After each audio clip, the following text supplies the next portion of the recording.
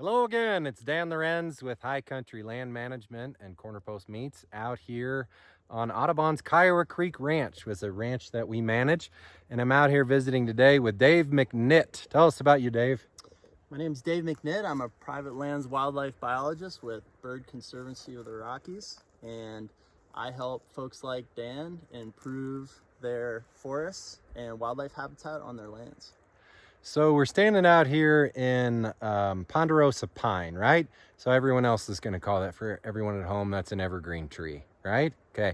So one of the things that we have been working on here on the ranch is how do we make our forests healthier? And so what are we looking at behind us, Dave? What are we looking at? A healthy forest? So what we're looking at right here is what we often refer to as dog hair, where you have a lot of small trees that are packed together. And this is what many of our forests look like today. And the reason for that is because we've removed fire from the equation. These forests have been shaped by fire for millennia, and that created more open forest conditions and diverse forest conditions. And since we've pulled that out, forests have kind of closed in with a lot of smaller trees competing with each other, growing in really tight. So is it right that fire is what keeps ponderosa pines healthy, and it's a lot of frequent small fires? And so like if I pan over here, are we getting healthier as we pan? Like, what's the difference?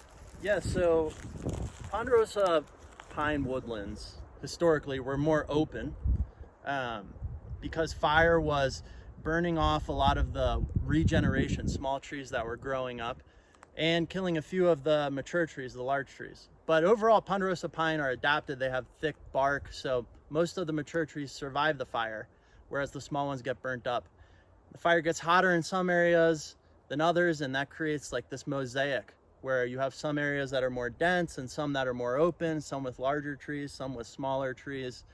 And all of this creates habitat for all the different wildlife species and provides for biodiversity.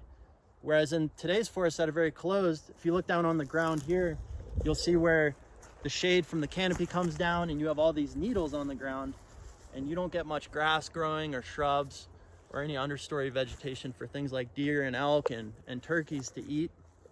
And you don't have large trees for raptors to perch in. You don't have as many snags, standing dead trees that woodpeckers will use and create cavities and different bird species will nest in. What you end up with is a lot of this forest that is all very similar, and it's closed and it's dark, and a lot of the trees are small. So what we do is come in and open the forest up to restore those historical conditions. Yeah, so let's go. We'll end this video, this lovely little video, and we'll go take a walk through some of the work we've done.